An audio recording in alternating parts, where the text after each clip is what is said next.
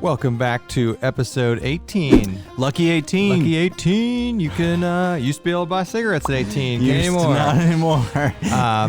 Lottery tickets? Yeah, I think so. You can enlist in the military. All right, but you can't smoke. You can't smoke. All right. This is a special one. We are going to continue our love of the cottage vendors. We love cottage vendors. Before I get into our guests, I do want to say that you all asked, actually for a long time. Like 2 people asked. No, a lot of people have asked. We are officially, as of this episode and our entire backlog, we're putting up on legit podcasting sites. We're going big. So we'll be on iTunes, Spotify. Hopefully, I have to do all that after I film this, so hopefully it'll work. All the big names. We'll throw links in the description, but you will now be able to download us. Download it. And take us on the go via your phone. Yeah, through hike with us. And enjoy the audio sensation that is Backcountry BSing. So check it out on podcasting sites. I have been told that the first week podcasts are up is important. So if you like this podcast, give us a review. Yeah. It could be a bad review. Yeah, it can be a review. But check it out. Find us on podcast sites. It's time to bring in Underground Quilts. Yep. Welcome. How's it going, man? Good. It's good to be here. Are you, it's hard to tell because it's blurred. Are you in the shop?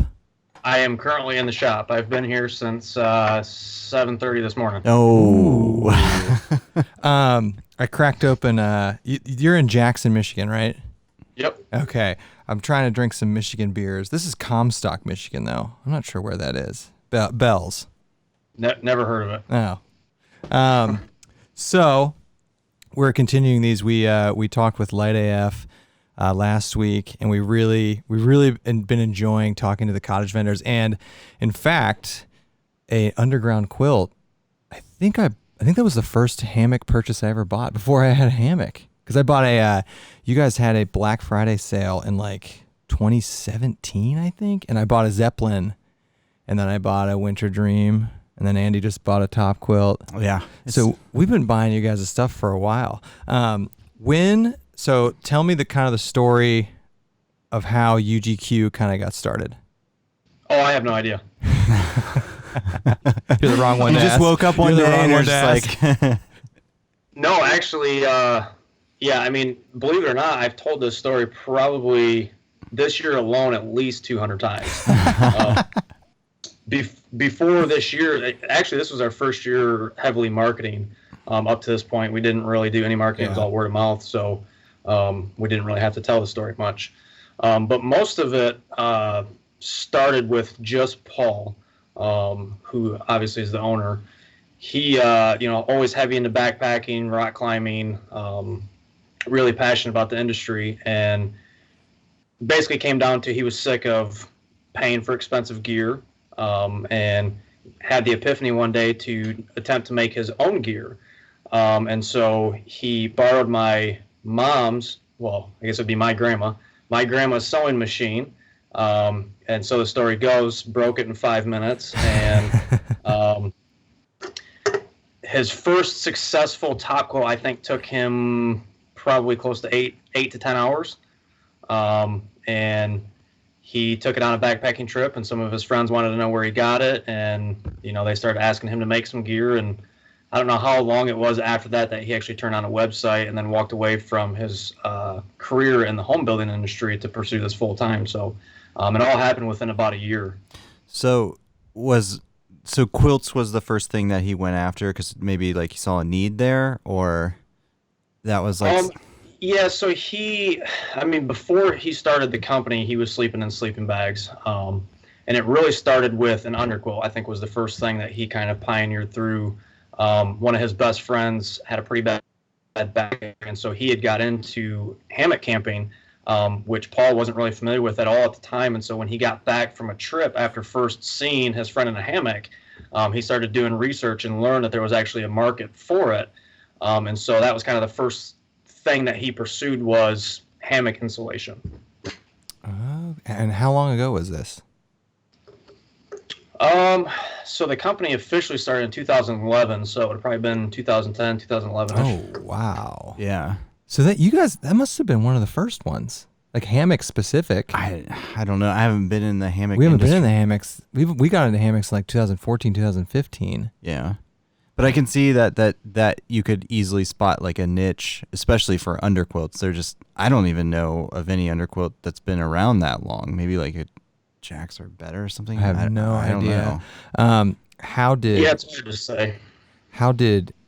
I mean, this is kind of an obvious question, but how did you start getting plugged into this? Yeah. So Paul married my mom. They've been together. So they were together when the business started. They got married, I don't know, 5-6 years ago now. I started in 2013 or 14. And I worked here for about 2 years. We were working out of Paul's dad's basement when I started. And it was just 4 of us, my mom, myself, my brother, and Paul. And I basically did the cutting and filling and, the boring stuff, if you will. And so I worked here for about 2 years. We went from the basement of Paul's dad's house to the basement of a duplex that Paul and my mom moved into. And then from there, we got our first shop, which was literally a single wide trailer that was, in downtown Jackson. That was a marijuana dispensary before we got in there. That's a fun So fact. literally 3 or 4 times a day, we would have someone stumble through the door looking for the old dispensary. Did it smell? They would have the most puzzled look on their face. They would look around and see all of us working on all these quilts and sewing. Dude, that's hilarious. Yeah. Definitely thought they were tripping. So in that shop, I actually ended up quitting and left for about 2 years. It was too soon for me to work with the family. Right. I did not enjoy it back then. And so I ended up quitting and went and worked as a TV installer for Dish Network for 2 years. And then Paul had decided that he wanted to grow the business to a new level. And so they had got back in touch with me and came up with a new game plan to pursue things. And so we moved into the shop that we're in now in 2017 and have more than tripled in size since then. So it's been pretty amazing. Since 2017, you guys have almost tripled? More than tripled. Wow. Yep. How many employees? Right now, we are about to hire number 10. Wow. That's impressive. Oh, you guys So are big. actually, we this is still kind of secret news, but not really. We actually are in the process of purchasing a new shop that's about 5 times the size of the current shop we're in. Oh, my God. Jeez. So we've got about 2,000 square foot here. The new shop's about 10,500 square foot. Oh, my God. What do you attribute the massive growth in business? Is it just word of mouth about people just, seeing how great the product is, or, you said you're actively like focusing more on marketing, or? Is Chad coming back? Yeah, so for us, it's been YouTube. YouTube's been the biggest avenue for us. It started out with one of the first people that I reached out to was Joe Brewer with Backcountry Banner. Okay. And that was it was early last year sometime. And I had reached out to him and sent him a bandit, and that was kind of the first one that hit the scene. That was the first bandit review that had come out, from a more well-known YouTuber. And then after that, it was Darwin. And then after Darwin's review, we really didn't pursue that for almost a solid year. His review was kind of, it had mixed feelings with us and a lot of different people. And so we kind of just let things go for a while. And then this year, the very first person that I reached out to this year was actually Dan Becker. Okay. And at the time, he only had 7,000 subscribers. And when I had offered to send him a bandit for review, his response to me was, well, I may or may not review it. And I basically told him, well, I'm not going to send it to you. Yeah. Either you're going to review it or I'm not going to send it to you. Yeah. Which was, from our standpoint, it was, if it's a bad review, that's fine. Yeah. All we're asking for is a review, whether Yeah. it's good or bad. And that's definitely fair, and that's interesting That's to hear. totally fair. It's interesting to hear that from your side too, because we only ever We talk don't hear about the YouTube side. We only ever hear the YouTube side. But yeah, if you are spending the time and energy and money to make a product and give it to somebody, like, a review is absolutely fair. Right. Yeah, exactly.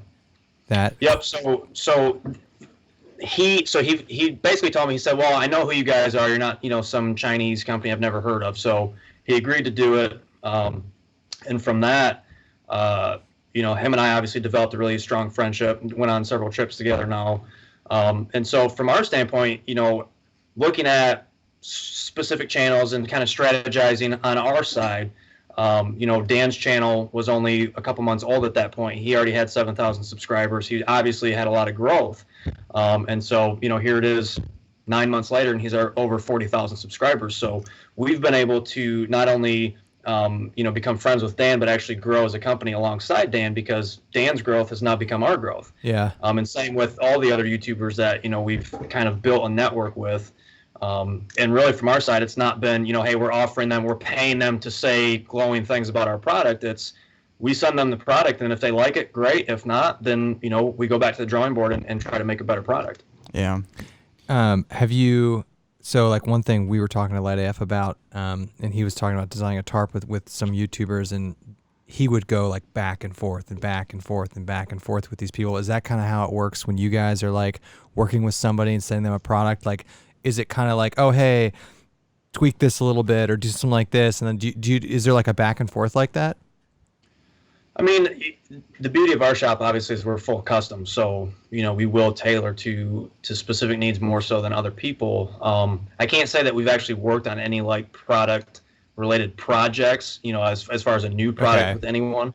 And I don't think that we probably will unless someone comes up with a really good idea. Mm-hmm. We have between me and Paul and my brother, who's the lead sewer, we do a really good job on kind of fine tuning everything. But, we have so many options available on the website. Most people can find what fits them perfectly, through our options. So really that's what it comes down to is constantly adding more options and tweaking the current options and listening to what the community is saying and then building our website in conjunction with that. Yeah, this is kind of a funny story. So Andy's wife, our wives are friends, and for Christmases, our wives usually ask the other one what they should get us for Christmas. So his wife was like, hey, is there anything backpacking related that I should get Andy for Christmas? And I was like, well, we were talking to Dan about the Bandit top quilt, and I was like, he wants a really warm top quilt. I'm like, check out UGQ. And she goes, that's great. She goes, yeah, you're going to have to help me here. And she sent me the link because of like all the options, because you can really dial in everything. And like from her end, she doesn't really backpack. I mean, she backpacks, but it's not like she's like an expert on top quilts. I'm like, I'll handle it. But I didn't realize, because I bought my Zeppelin like years ago, and you definitely could like modulate aspects of it. But like when I got on your site and we ordered his top quilt, there were so many options. There were options, quite frankly, I never heard of. And I think that's one of the interesting things too, is like you see a lot of cottage companies start out like completely custom, and then they get big, and that becomes kind of burdensome to always cater to those custom orders. So like hats off to you to keep that going, because that can't be easy. That's one thing I found people really like, obviously, is like high degree of customization. Yeah. What product is like your guys' like staple? I mean, definitely the Bandit. That's by far, our number one selling product. The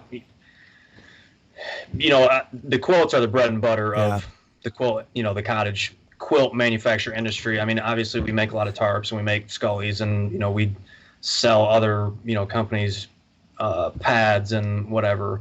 But yeah, I mean, definitely the Bandit by far has been, the number one generator of sales. And we don't have any plans ever of, doing away with the custom side of our shop. Nice. I mean, that'll always be what we focus on. We've got a team of currently 9 people, and we're shipping 90 quilts a week. Oh, my. And for us to be able to do that while offering full customization, in a shop that really doesn't function that well because it was chopped up and there's so many rooms in here, it doesn't flow right. So we can create that level of efficiency, in this space with the people that we have. Once we go into, a space that we can actually really dial in our efficiencies, we'll be able to produce some significant output. So with the employees that you hire, do you have a tough time finding like people skilled already for sewing and that type of work, or do you like hire people and then train them on how to do that? I've always wondered that. Yeah, it's been a little bit of both. Most of the people that sew came into it with no experience. So really, there's only 3 people that sew on quilts full time here. Which again, imagining them sewing 90, almost 100 quilts a week with just 3 people is just insane. That is. So yeah, I mean, mainly it's Paul, my brother, and then Paul's daughter Alyssa. They do the majority of the sewing as far as quilts. My mom exclusively does all the tarps, and then we hired another sewer probably about 3 months ago. She does all the stuff sacks, all the accessories, all the miscellaneous bits and pieces. She had some previous experience. What we found is actually better to hire people with no experience, because we can teach them, our way right from the very beginning, as opposed to them coming into it with bad habits or things that they learn from. We put out a job posting a couple months ago, and we got 100 resumes of people who had sewing experience, even industrial sewing experience, but they were sewing on heavy duty canvas.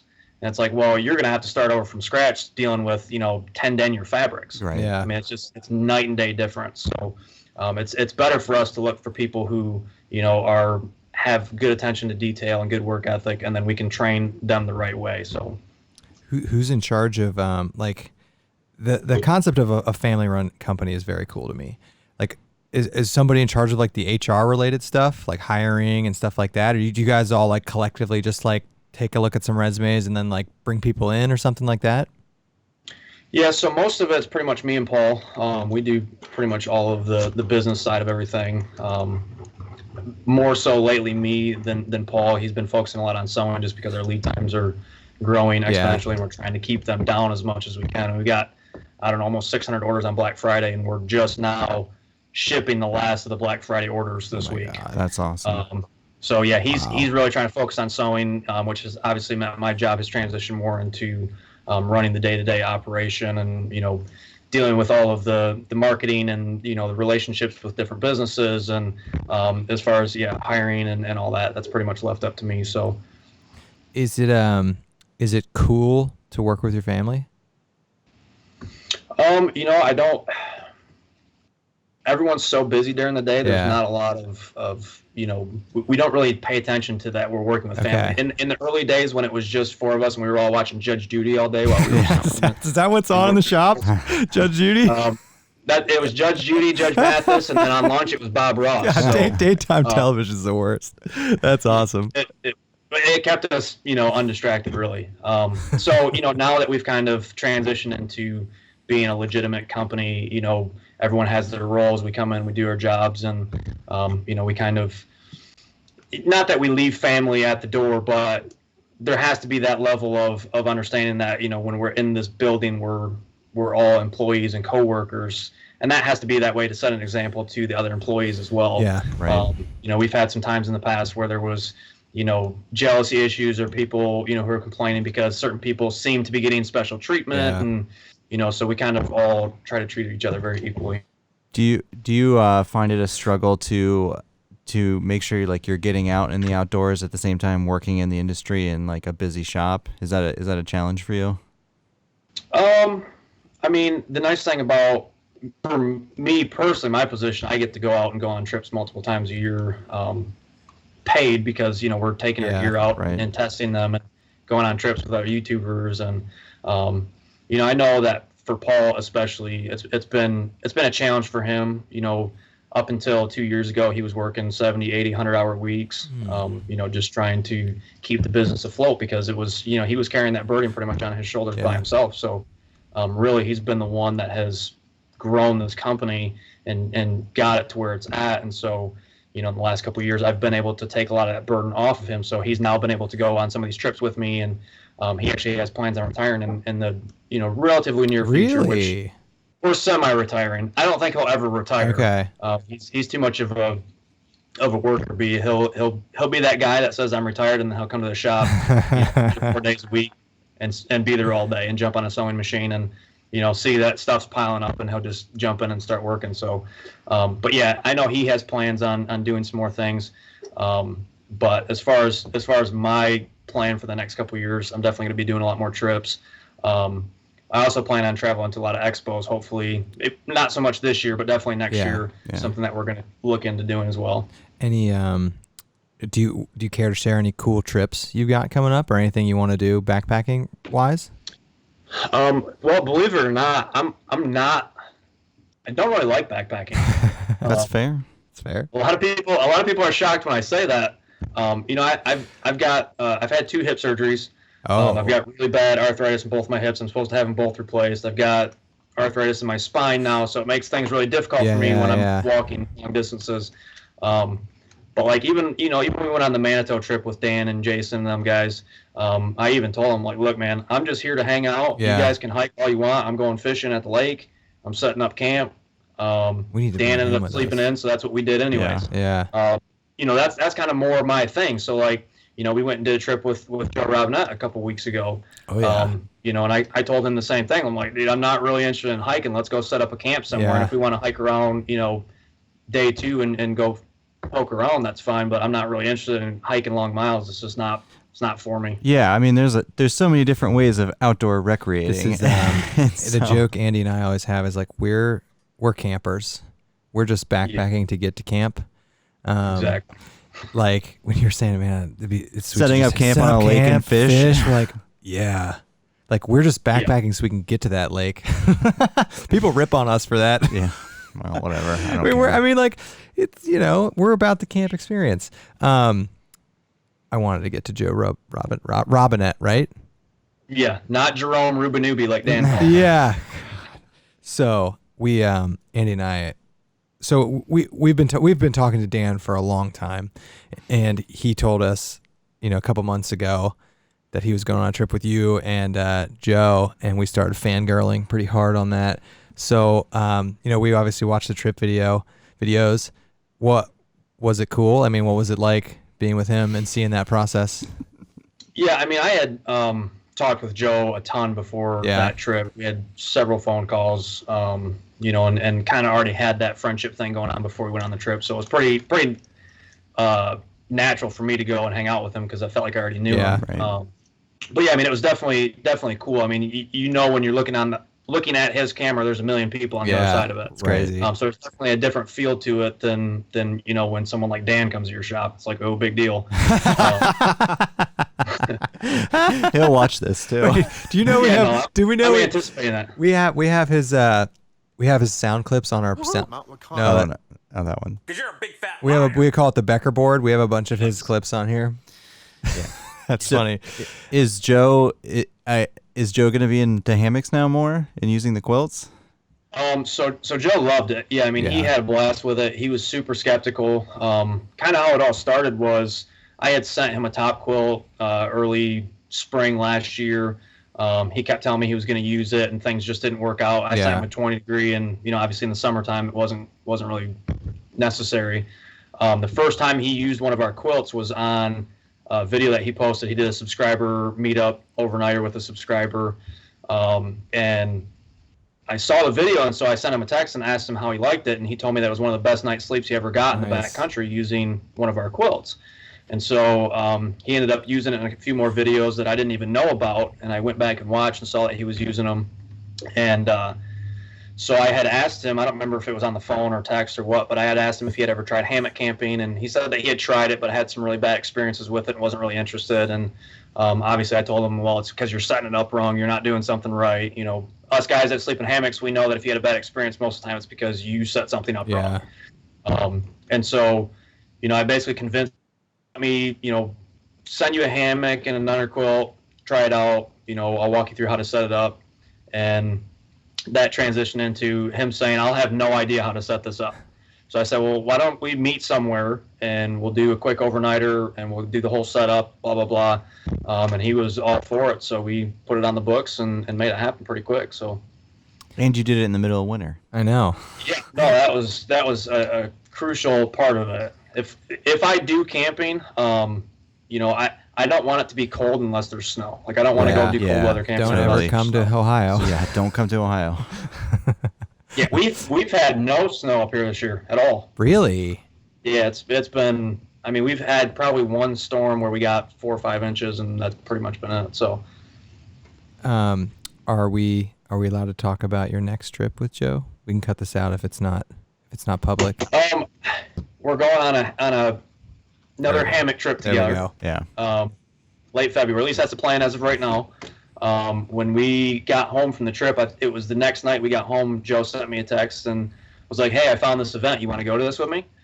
And I said, I don't remember exactly what I said at first. And I said, "Wait a minute. You only want me to go because you want me to set up your hammock for you." He's like, "Yeah, you got me." So yeah, I mean, we've kept in contact pretty regularly. We text a couple times a week. But yeah, he's really interested in doing the hammock thing. Right now, he's just not that comfortable with setting it up on his own. So I know he wants a couple more times, with me or with someone that can help him set it up properly. And then, I'm sure he'll plan on using it a lot more. I got a question. Go for it. You guys have partnered with some really cool companies like Dream Hammock, for example. Do you think you'll ever get into the hammock game, producing your own hammocks? Probably not.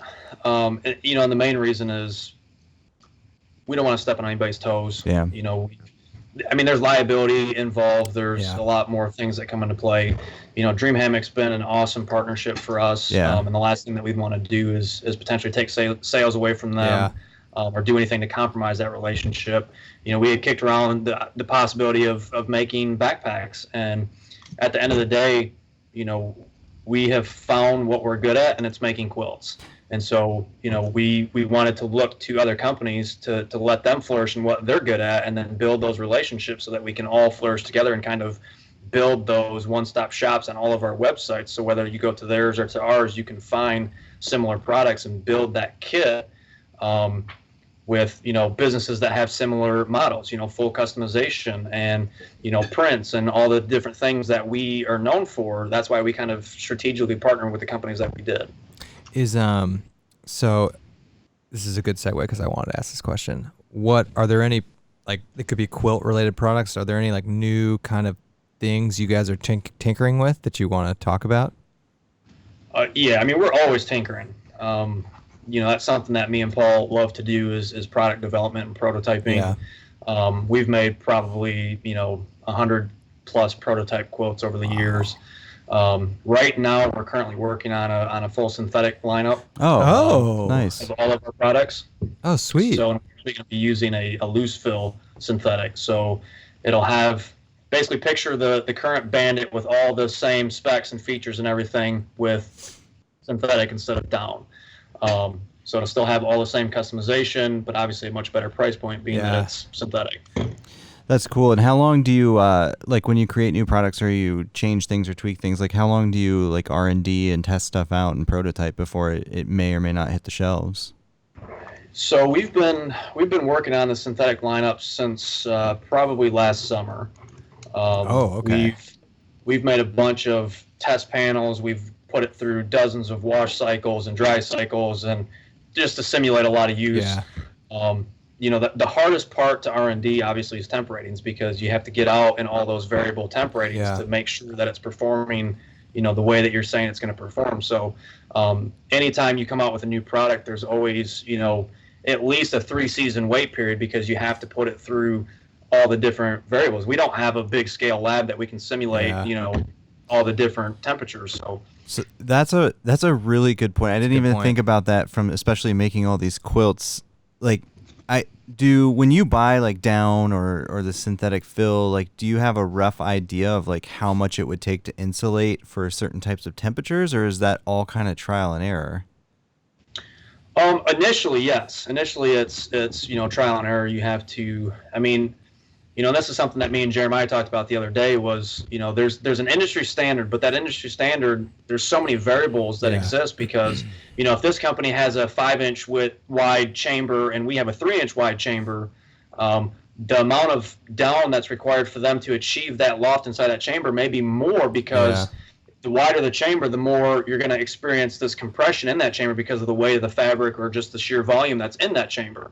And so that standard's kind of a very rough estimate.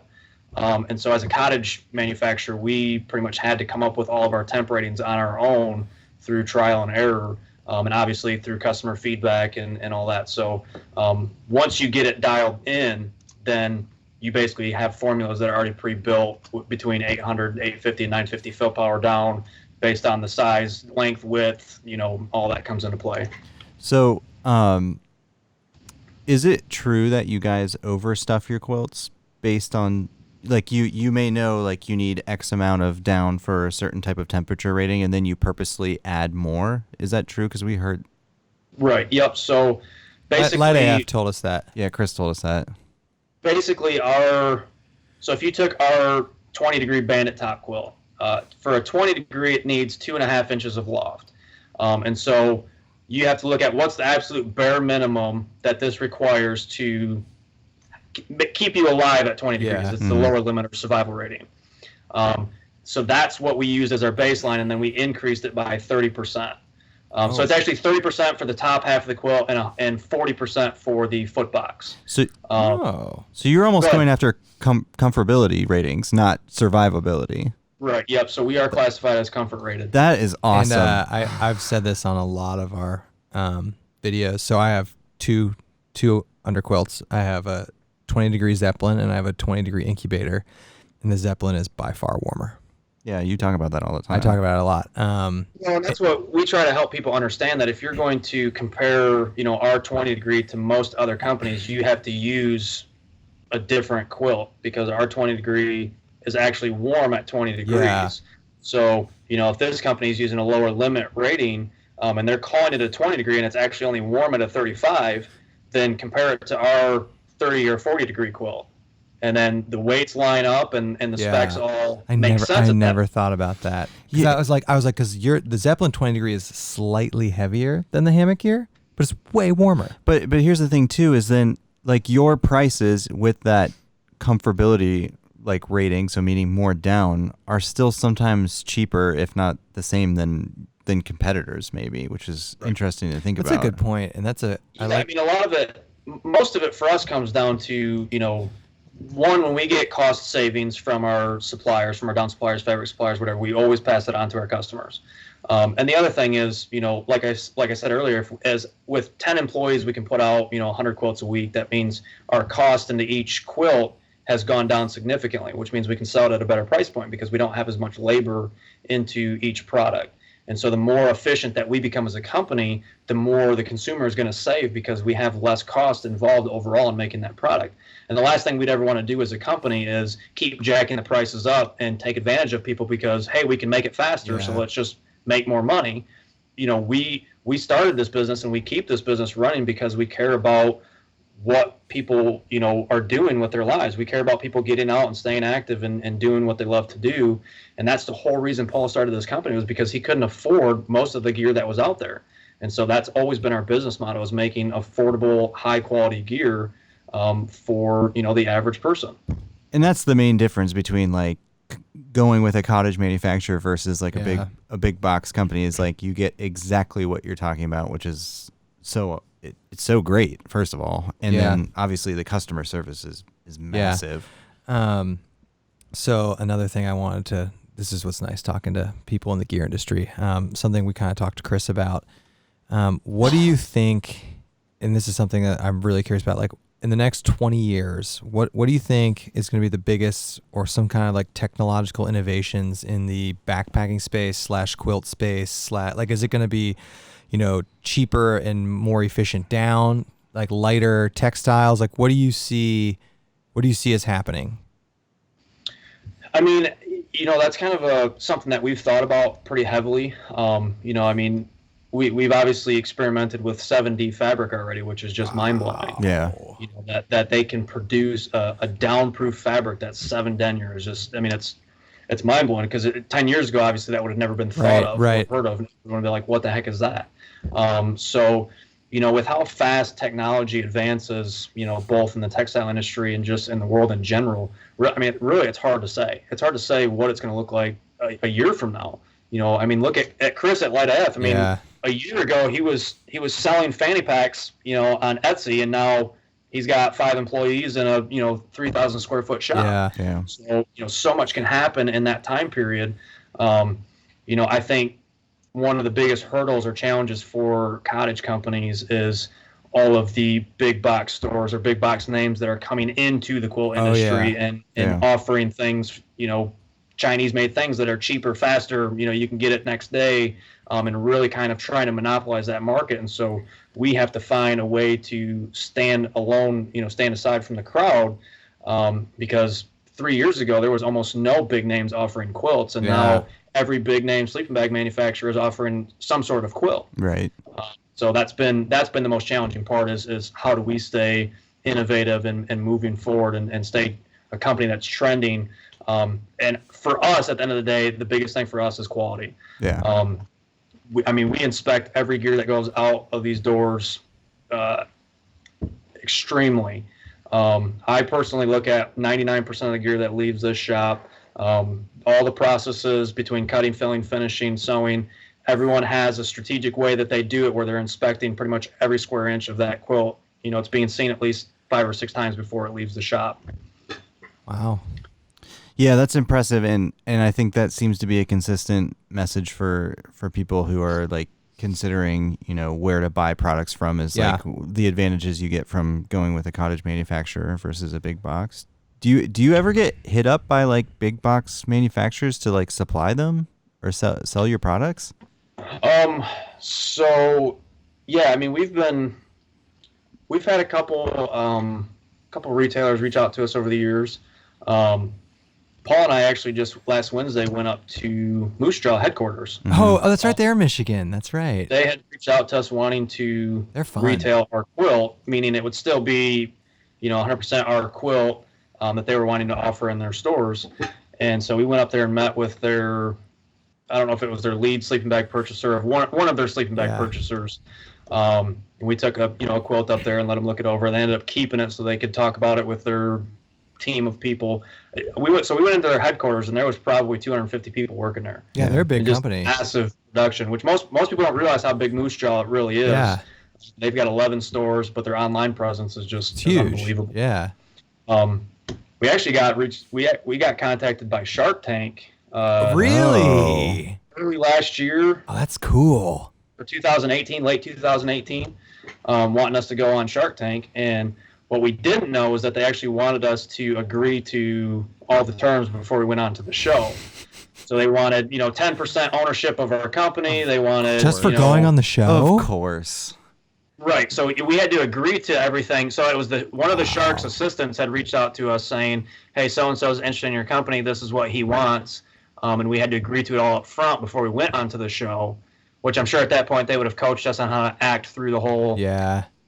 Oh yay, type thing. So, but we've been in business for 8 years and we've never been in debt. We've never borrowed money. We've always been 100% debt free since day one. Yeah, if you don't need, which not a lot of companies can say. Yeah. Right. Yeah, if you don't need the capital, they just want to make good TV. It seems like so. Exactly. Yeah. That's like there's a channel we know, a very big knife making channel, and he was gonna go on Forged in Fire, like on the History Channel. Oh, yeah. And it was the same thing.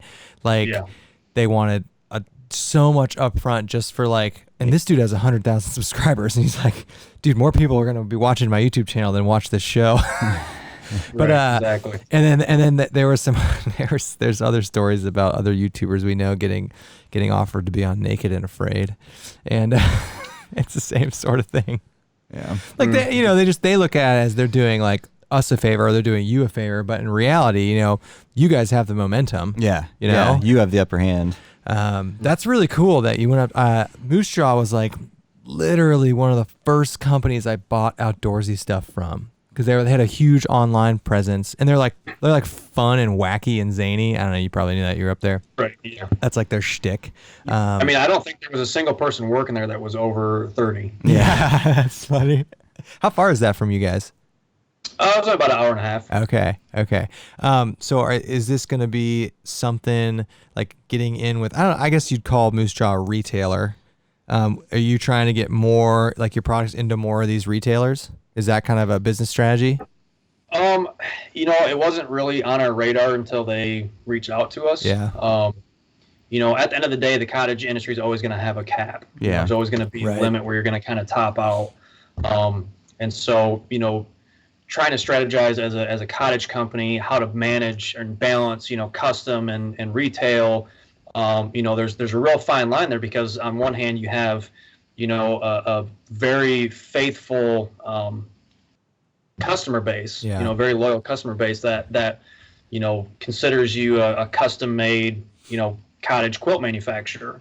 And the second that you go retail, they think, hey, you're throwing all your custom work out the door and you're only focusing on retail and wanting to be, multimillionaires, which is not at all what we're interested in. Like, we're all totally content with where we're at financially, and that's not what we're in this for. But on the other hand, understanding that there's a cap, understanding that, one, we're supplying a lot of jobs to our economy. Yeah. We're doing a lot of really fun and awesome things. So, it's hard to say what's actually going to happen there. But I will say, if it does happen, if we did ever do anything retail related, it would never take away from what we're currently doing. Yeah. We would basically have a designated team for retail, so that those sewers only sew retail, and this team only works on retail, so that it doesn't compromise our customer side. Okay, that makes sense. I can see that being difficult to because being a cottage company retail, supplying moose jaw. That's a lot of work. You'd have to basically, you wouldn't be able to customize stuff, right? You'd have to build them 500 of these top quilts, it would be pre-made. right? Yeah, whatever we would make them. It would still be our same people making it. It would just be, they don't have any custom options. It would be, because if they're wanting to put it in their store, so obviously it has to be 100% done. So, what that looks like down the road, again, it's, we've looked at a lot of numbers and a lot of different ways on how to make that work. We're not pursuing it right now. We're kind of letting that sit. Yeah. We're still 500 orders deep, and that's what we're focused on is, our current customers that are waiting. Yeah. But who knows? I mean, I'm not going to say, that it's completely out of the question. But, right now our focus is definitely custom made and doing what we're doing. Do you think other cottage vendors are going to be looking to do that, jump into the retail space? I think it'll just depend on what the market looks like, and if it continues to grow the way that it has. We started out as a hammock company, and the hammock community compared to the backpacking community. Oh, right. It's ridiculous. Yeah. It's a huge difference. So we've only really just begun to tap into the backpacking community. Yeah. We sold, 3,000 quilts last year. Oh my God. And thinking about how many backpackers there are in the world, or how many people that would use, a quilt, is 100 or 1,000 times that number. Yep. Yeah. And so, that market's untapped. And then, you've got other markets like the bushcrafting community. Yeah. Joe was the first person that we had reached out to in the bushcrafting community, because that's what I like to do. And I'm like, hey man, if I'm going out and doing overnighters in a wood shelter, I'd like to have a warm quilt, to sleep with. And so, and it's something that is lighter. Obviously those guys are packing a lot heavier items. So anywhere that they can save weight, why not?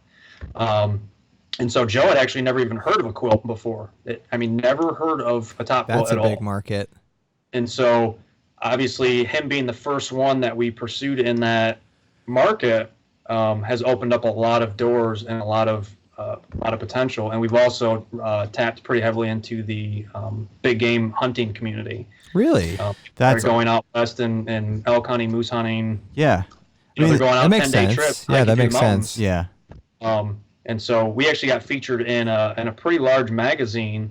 One of their chief editors bought one of our quilts, and we didn't know it. And he ended up using it, and then contacted us and asked us if he could do a full page spread in his magazine. And I thought I had a copy of it. That's sweet. But he actually featured us 2 months last year, and I think they've got close to 500,000 subscribers to their magazine. Wow. So it was. I talked to probably 400 or 500 big game hunters last year on the phone, of people that were, heard about us through this route or this route. And there's a lot of potential in the quilt industry. It's just, a matter of strategizing and do you doing. Well, you look at all those guys, and they've got these massive packs, and they're in the backcountry, like you said, going after elk for 10 days with these massive packs. Yeah. And Makes Right. sense. That's a You need to get one of those quilts in the hands of Steve Ranella. Yeah, seriously. Get him to look at one of those. Yeah. Do you? That's actually on my radar. I've been Ranella's the scoping him man. out pretty heavily. Ranella's Gosh, awesome. she is so awesome. And Cam Haynes. Do you do Yeah, any and- hunting? Yeah. You're a hunter? Oh yeah, I'm a hunter. Nice. Yeah, for sure. We dabble. We dabble. We only have whitetail down here and some other stuff, but getting into like multi-day backpacking hunting is something Andy and I are definitely going to do at some point.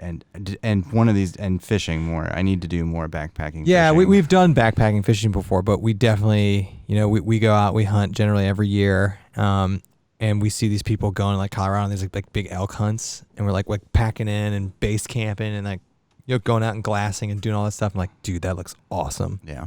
And it's like a good, like being able to backpack is a good like transitional skill for that. Yeah, I don't know. And then taking advantage, like you look at like Cabela's and like all the big names, like all the gear is just so bulky It's and so heavy. It's so heavy. It's so heavy. And then you're supposed to pack 100 pounds of meat. I mean, on it. Yeah, right. how I do you know, even I do know. that? Just take multiple trips. I don't know. That's cool though that you guys are looking to break into other kind of markets and something that has never. It's so weird to me. The bushcraft market on YouTube is so big. It's much bigger than backpacking. So and much bigger than camping and- backpacking and camping and Yeah. hunting, and it's so random to me. I don't know why. People like that survivalist. But people like content. hunting. Yeah. I would think it's just as many people like hunting, but hunting's really not that big on YouTube. I mean, it is, but not like bushcrafting. Of all the outdoor specialties, bushcrafting is by far the biggest. I would agree. You know? Well, I think crafting really took off after the whole doomsday prepper phase, Yeah, right. where people were, really hyper focused on how to survive, in worst case scenarios. And so you see all these survival challenges all over YouTube of people going out with $20 worth of items and Yeah. surviving for the night. And, that market's really grown. But that all kind of was birthed out of that whole doomsday prepper, scene That's a good point. Yeah. on TV. I haven't had TV in literally like 9 years, so I don't even know what's on TV anymore. That's good. My quick side note, my wife is home with all 4 of our kids right now, doing bedtime routines, dinner, Yeah. all that stuff. So I need to give her a shout out. She also is a stay-at-home mom, full-time, and homeschools all 4 of our kids. So What's your wife's name? Brittany, Shout out to Brittany. Jeez, Brittany, that's a Brittany, damn girl, amazing, that's Yeah. a lot. Yeah, homeschooling 4 kids and and letting me do this. I was gonna say, Yeah. shout out to Brittany for taking care of the kids so that Chad could hang out with us. We appreciate that. Does Yeah, you she's always been super supportive. She goes on all the trips with me. that was my like next she question. does yeah. the trail days and does all that stuff. So So she's She enjoys it. generally into the outdoors too. not even a little. So No, when we go on trips, we're staying in hotels. yeah. So you brought up an interesting point. Like so if people want to like see your gear and touch it and feel it. So you mentioned trail days. Are there any other places that you'll be at that people could come and visit you? So we will be at trail days in Damascus this year. We're also planning on going to PCT days this year as well. Nice. I don't know what else we have. Years past, we went to a lot of different hammock hangs. That was kind of our thing. Yeah. We'd travel around and go to different hangs. Most of the time there was never any more than 40, 50 people. So it wasn't like a huge presence, but it was Yeah. still fun for us to make appearances. And that was really what grew the first 6 years of our business, was doing that. But like I said, next year, I think we plan on doing a lot more expo type things, going and setting up booths at as many different places as we can. Whether it's hunting expos, backpacking expos, Yeah. bushcrafting expos. We plan on attending as many of those as we can. So this year for sure we'll be at trail days, both in Virginia and PCT days. And with your new store location, that the bigger, better store, do you ever think you'll have like a walk-in retail location? So right now the plan is to have a showroom floor, definitely. Okay. This shop has always been open for people to come in. There's always product out at some point during the day for people to come in and jump on a sleeping pad and test it out. So that's kind of always been something that we've done. We've never told people that they can't come to our shop. Yeah.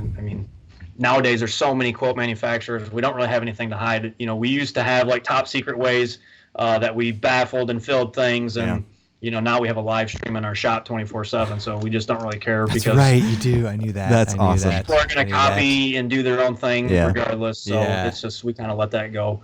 But yeah, we'll have you know, probably not a storefront, but definitely a show floor where people can come in and jump in a hammock, you know, see what the underquilt feels like, you know, laying a top quilt.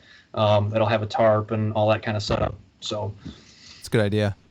Yeah, I mean, I think a lot of people who are new to like the cottage experience of like buying, there's some hesitation from people about like being able to touch and feel gear, but I mean, like when you start researching, everybody's giving positive reviews on things, and usually that tips people over. But I still think like there's still an advantage to people being able to like see stuff first. You don't see that a ton with cottage vendors. Well, I mean, like, right. I mean, it's called a cottage company for a reason. Right. Yeah. Right.